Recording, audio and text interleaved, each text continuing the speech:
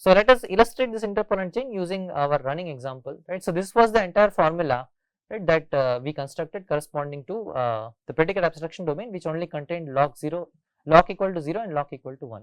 Okay. So this is corresponding to this path L0, L1, L2, L3, L4, L5 and L error. Okay. So this formula is unsatisfiable, and here is the interpolant chain, right. So this is the chain of interpolants that you get, right, corresponding to the different partitionings, right, of this formula, right. So if you take for example this to be A, right, and the rest of the formula to be B, right. So then the only interpolant here will be true.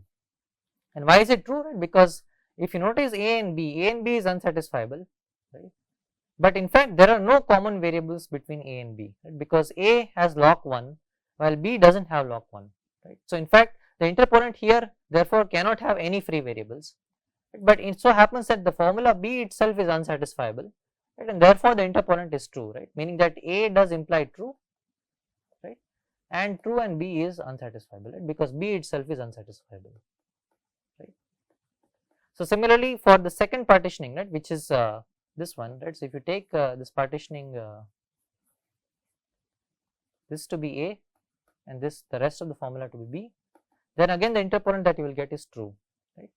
So for the other interpolants, right, corresponding to the other partitionings, we have already kind of seen, right. So we have seen these two interpolants earlier. Okay. So from this chain of interpolants, the predicates that you will get, right. So in order to get the predicates, you will simply remove the subscripts, right. So you will get old is equal to new, and you will get old is not equal to new, right. So this will be the new predicates that will be added to the predicate abstraction domain, right. So with this new set of predicates, we have already seen, right, that this particular spurious counterexample goes away. And this is the basis for this procedure which is known as Cegar, right, or counterexample guided abstraction refinement, right. So this is kind of summarizing, right, the entire flow of how Cegar works, right. So we have already seen this through an example, right. So the Cegar strategy, right, is that given a program, right, which we want to prove is correct or not, right, we are going to apply abstract model checking with the predicate abstraction domain, but we are going to, so we will keep on refining the predicate abstraction domain until we are either able to prove that the program is safe or we are able to get a concrete counterexample.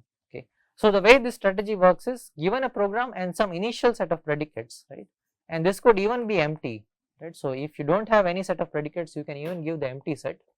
So we will run the abstract model checking algorithm with the predicate abstraction domain as parameterized by the initial set of predicates.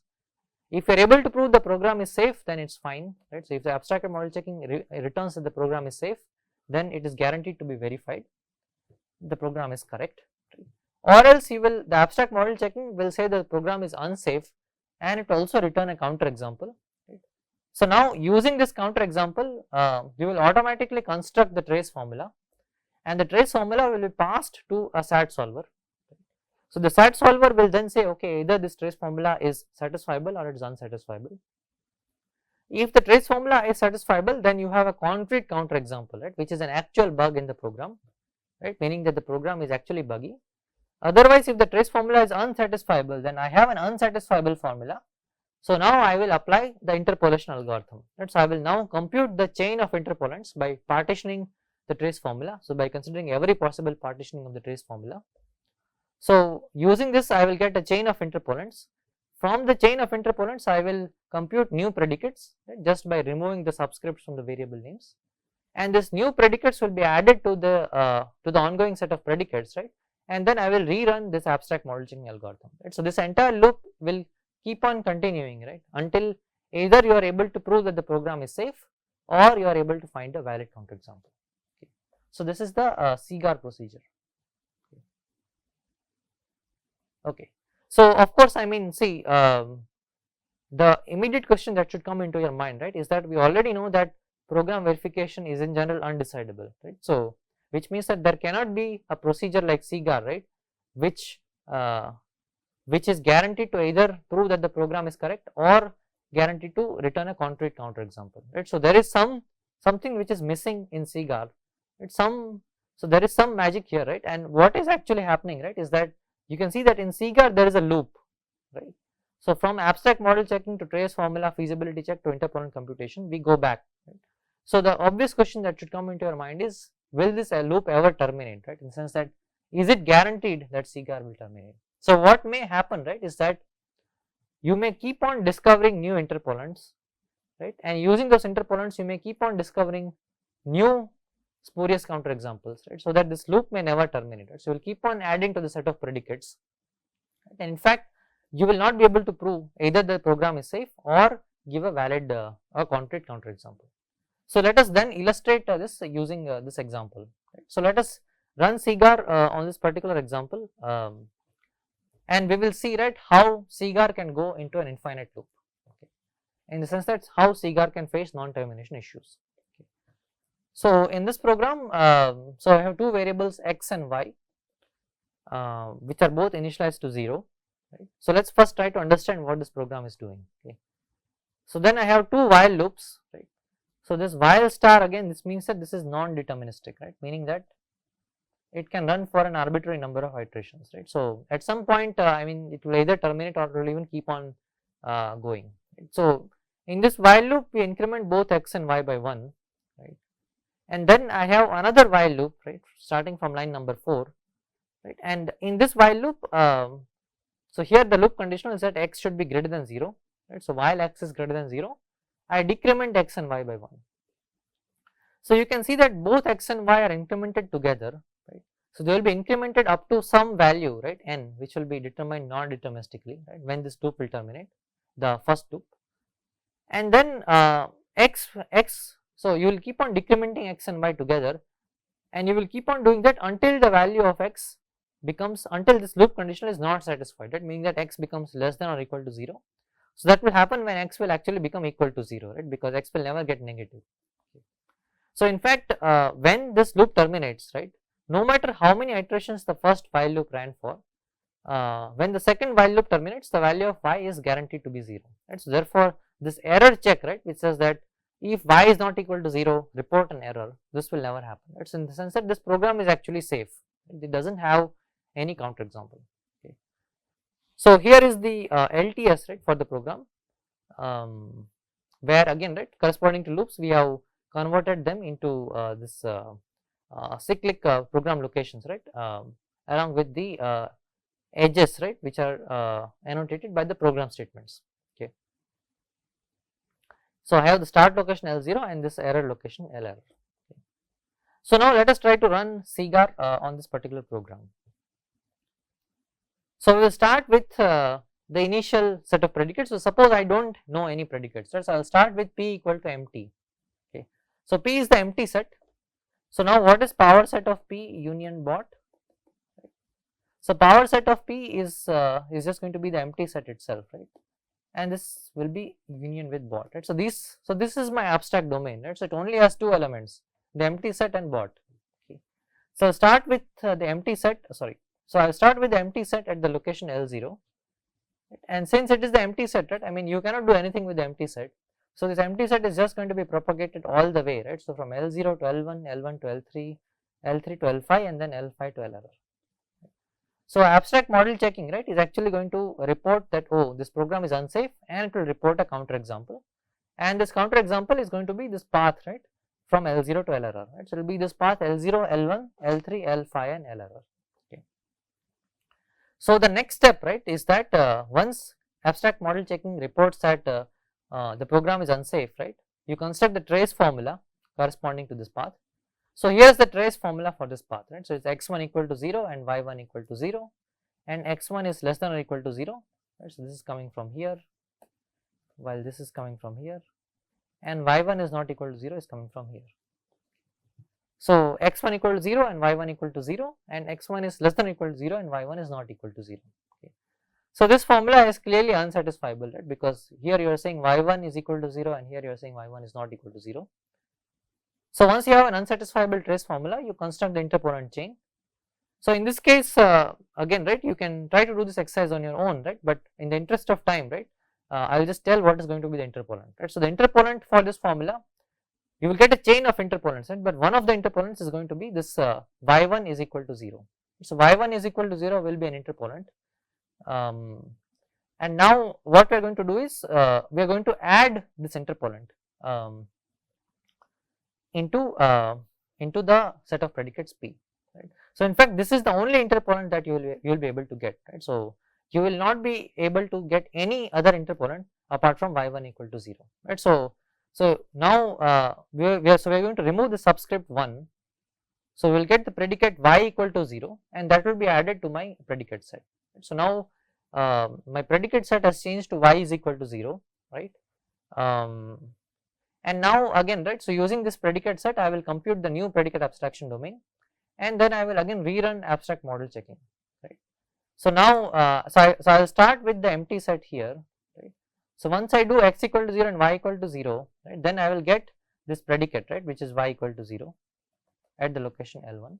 So now you can see that this path, right, L0, L1, L3, L5 and L error, this path is going to go away, right, because if I propagate y equal to 0 to L3, right, and then to L5, right, from y equal to 0, right, applying the abstract transfer function for assume y not equal to 0, this is simply going to result in bot, right, because if y is equal to 0, then this assume is not going to filter through any of those program states, right, where y is equal to 0. It will only filter program states where y is not equal to 0. So this path has gone away, but there is another path, right. So if you take this path, right, from L1 to L2 and then back from L2 to L1, so here from L1 to L2 I will have y equal to 0, but from L2 to L1, since I am incrementing the value of y by 1, right, the value of y is guaranteed to not be 0, right. So therefore I will again get phi here. So I will have phi at the location L1, which in turn will be propagated to L3, will be propagated to L5 and then again to L error. So what I have got is a new counter example, right. So abstract model checking is going to return this new counter example where essentially we are taking one iteration of the first while loop, right. So the path is now L0, L1, L2, L1 and then L3, L5 and L error, right. So again, right, we construct the trace formula. So here is the trace formula, and again, right, take my word for it that this trace formula is going to be unsatisfiable, right. Why is it unsatisfiable? I mean, here you can clearly see, right, because I have assigned y1 to 0, right, and I have also assigned, okay, so I have assigned x2 to x1 plus 1, right, and x1 is 0, and I am saying that x2 is less than or equal to 0. So this is not possible, right, because if x1 is 0, x2 has to be 1, and therefore x2 is not less than or equal to 0, right. So again, right, this formula is unsatisfiable. So we will compute the interpolant chain, right, and if you take the interpolant chain, right, so in particular let us consider the interpolants of these two formulas, right. So if you take this as the formula A and this is the formula B, right, so here the only common variable is so x2 is common here and y2 is also common, okay, but in fact, right, so the reason, right, why A and B is unsatisfiable, right, since the interpolant A I, this is going to be one possible interpolant, right, is x2 is equal to 1, because you can see, right, that x1 is 0 and therefore x2 is x1 plus 1, meaning that x2 is actually equal to 1, right, and I and B is unsatisfiable. A does imply I, right, and I only contains the free variable x2, right, and x2 is free in both A and B, therefore I is a potential interpolant, right. So you will get the interpolant x2 equal to 1. For another partitioning, right, you will also get the interpolant y2 equal to 1, but this is for another partitioning, okay. So this is, so these are the two interpolants that you will get, right, and corresponding to these two interpolants, now we will add the predicates, right, by just removing the subscripts, right. So we will get x equal to 1 and y equal to 1, and now we are going to rerun abstract model checking, okay, with this new predicate abstraction domain. So now our original counter example, right, which ran from L0, L1, L2 back to L1, right. So if you revisit that particular counter example, right, so here you will have phi, okay, so then you are going to have y equal to 0, okay. So now once you do, I think it's probably x equal to 0 is also required here. So you will have x equal to 0, it should also contain x equal to 0. So now if it contains x equal to 0, if you take the path from L1 to L2, so you will have both x equal to 0 and y equal to 0, and then from L2 to L1 back, right, you will have x equal to 1 and y equal to 1. So now if you propagate this to L1 to L3 and back to L5, right, so from L3 to L5, so at L1 you will have x equal to 1 and, sorry, at L3 you will have x equal to 1 and y equal to 1, and now you will not be able to propagate this through the assume statement from L3 to L5, right, because the assume statement is saying x is less than or equal to 0, right, but in fact x is equal to 1, right. So all I mean is that the conclusion is that this particular spurious path that we had gotten earlier, right, which was obtained by taking one iteration of the first while loop, that has gone away. Okay. But now, right, so now if you do run abstract model checking, right, you will actually get a new counter example, and as you can imagine, right, what can happen is that you can take one iteration of the second while loop, right. So if you take one iteration of the second while loop, so remember for the second while loop, right, so I can propagate L3 to L4, so I will get x equal to 1 and y equal to 1, right, because x is actually greater than 0, and now I am doing x equal to x minus 1 and y equal to y minus 1, right. So again I will get x equal to 0 and y equal to 0 at location L3, and this in turn can be propagated to L5, right. So you will get x equal to 0 and y equal to 0, okay. And then from L5 to L error, right, okay. So you can of course take one more iteration, right, of this the first while loop, okay. So this is the counter example that abstract model checking is going to return, right. So this is saying L0, L1, L2, and then L1, L2, and L1, L3, L5, okay. So here I am essentially taking two iterations, right, of the first while loop. So instead of taking one iteration of the second while loop, right, which actually was not giving me a counter example, here I am taking two iterations of the second while loop. So if you take two iterations of the first while loop, right, so here L1, L2, and then L1, L2 back, right. So if you take two iterations of the first while loop, you will not be able to express that program state which is reachable at the program location L1 using any of these predicates, right, because if you take two iterations of the first while loop, right, you will get x equal to 2 and y equal to 2, but this state cannot be expressed using any of these predicates, right. So in fact you will be again back to phi here, right. So you will again go back to this abstract element phi at the location L1, and this in turn will be propagated from L1 to L3, L5, and then error, right. So you will get so again, right, so you will get a counter example. Again, if you construct the trace formula of that counter example, you will get this interpolant chain x equal to 2 and y equal to 2, right. So in fact this would actually eliminate this spurious counter example obtained by taking two iterations of the first while loop, okay. And you can keep on doing this, right. So with these two predicates added, right, so if you add these two predicates, you will get a new counter example which will take three iterations of the first while loop, right. And if you add the corresponding interpolants, you will get a new counter example with four iterations of the first while loop, right. So because this first while loop, right, its condition is non-deterministic, right, therefore I mean I can take any arbitrary number of iterations of the first while loop and I will be able to construct a counter example, right.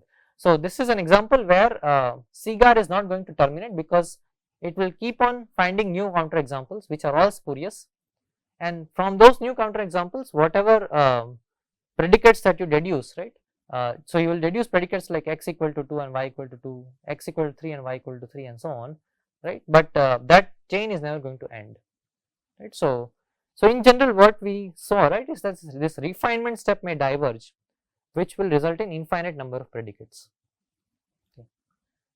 So how do we ensure termination, right. So now of course I mean we want to make sure that Cegar always terminates, and one way to ensure termination is to restrict the space of predicates, right. So instead of saying okay, we will just take the predicates from the interpolant chain, but since the interpolant chain can contain arbitrary predicates, right, what we are going to do is we are going to restrict this space of predicates, right. So we will have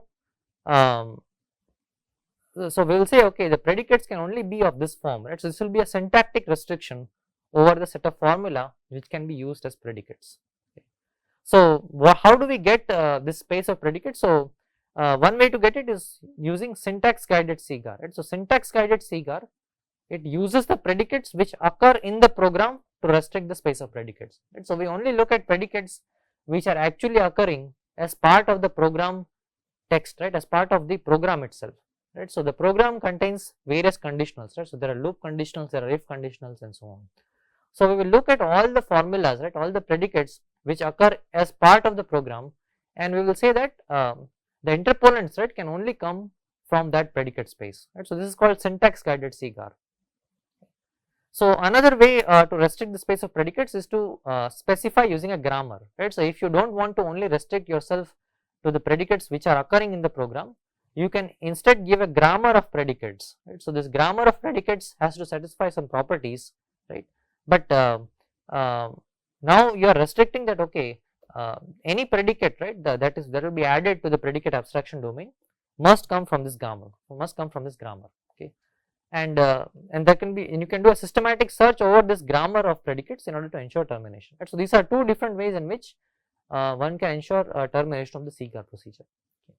So if you have Cegar with such a restricted space of predicates, then this is guaranteed to terminate, right, because you will not run into this problem of adding an arbitrary number of predicates, right, infinitely often, right. So if you have a restricted set of predicates, then this is guaranteed to terminate.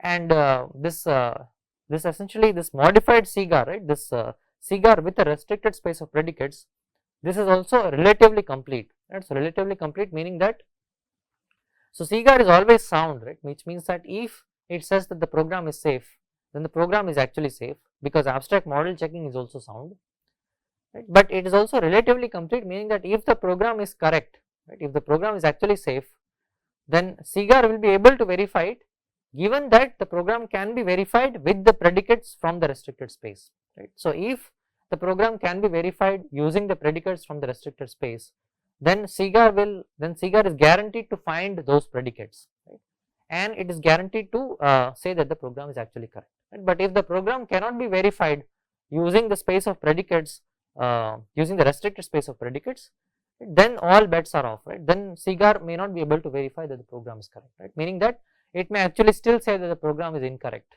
Okay.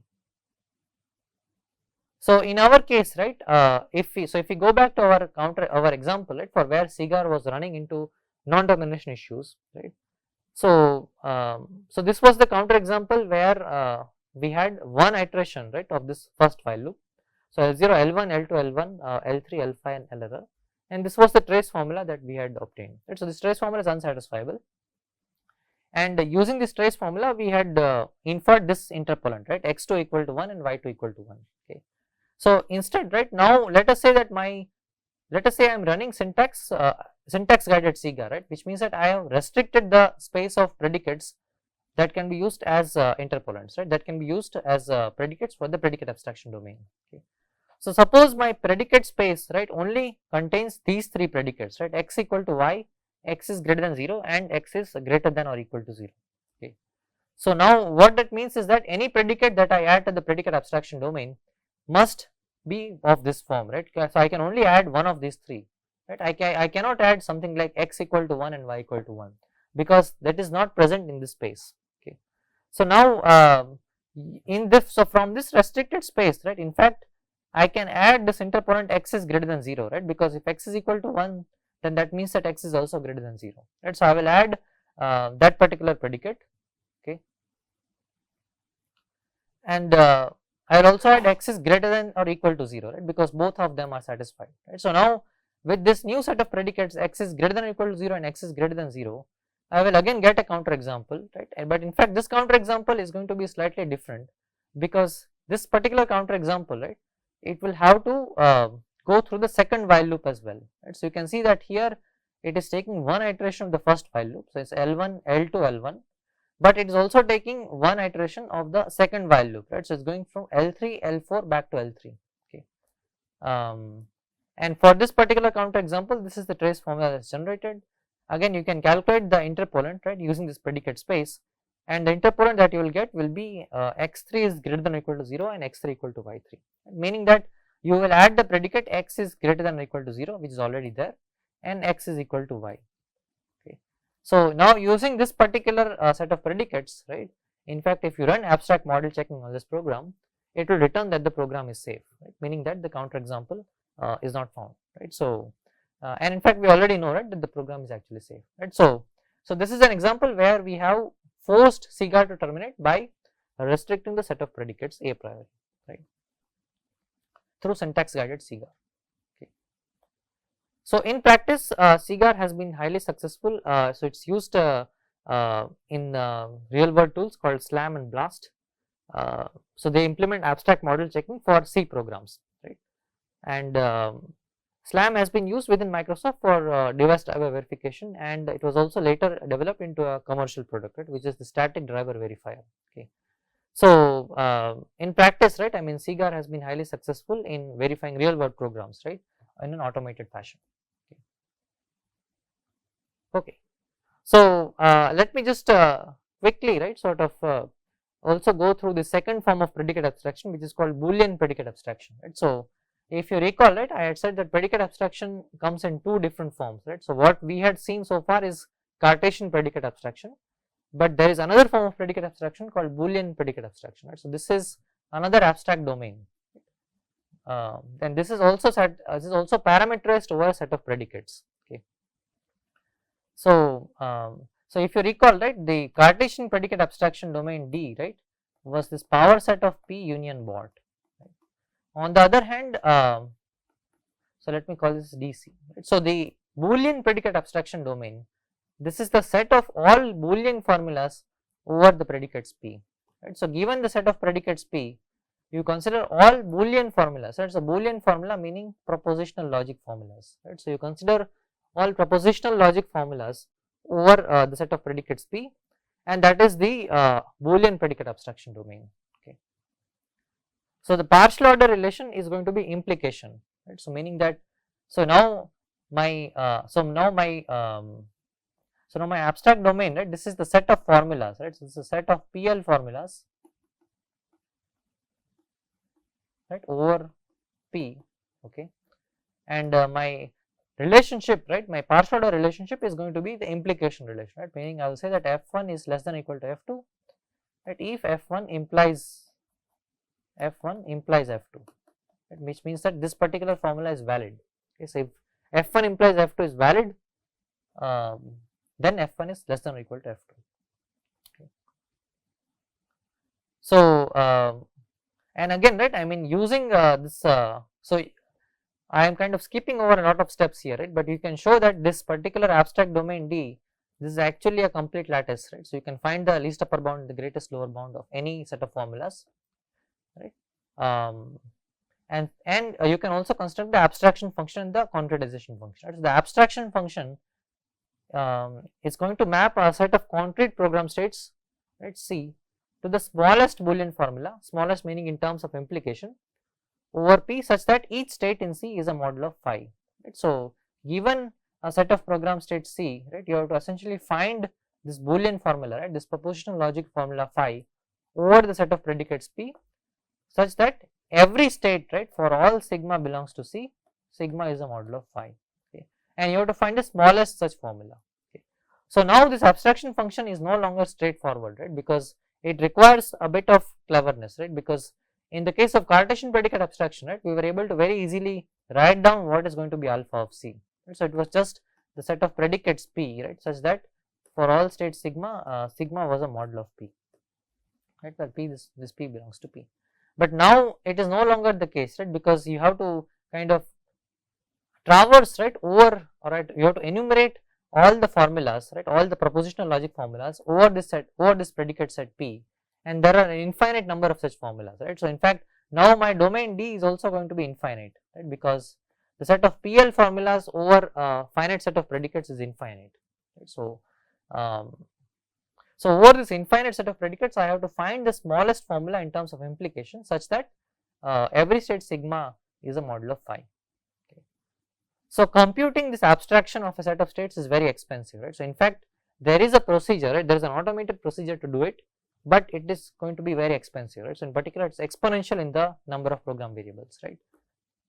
So okay, so this is what essentially makes the Boolean predicate abstraction domain also quite expensive to use in practice, right. So while Cartesian predicate abstraction domain is very efficient, right, because things like abstraction and concretization, right, as well as the abstract transfer functions can be efficiently computed, right, but that is not the case for Boolean predicate abstraction, right, because so performing abstract model checking using Boolean predicate abstraction domain is going to be very expensive, but the trade off is that you can express things more precisely, right. So, the Boolean predicate abstraction domain is much more precise than the Cartesian predicate abstraction domain, okay, because you can express arbitrary formulas, right, over the set of predicates, which is not possible in the Cartesian predicate abstraction domain. So, in a sense, right, every state or every element of the Cartesian predicate abstraction domain, right, corresponds to the conjunction of predicates, right. So, you have, so let us say if I take some element, right, let us say if I take some element D which belongs to the Cartesian predicate abstraction domain, right, where, so D is going to be a subset of P. This actually corresponds to the formula, right, P belongs to D, the conjunction of P, right. While in the Boolean predicate abstraction domain, you can have arbitrary formulas over the set of predicates, right. So, you can clearly see, right, that the Cartesian predicate abstraction domain, this is going to be much less precise, right, than the Boolean predicate abstraction domain, okay. So, in fact, this Boolean predicate abstraction domain, right, if I call this as DB, then DB is going to refine this DC, right. So, it is going to be it is going to be a refinement of the Cartesian predicate abstraction domain.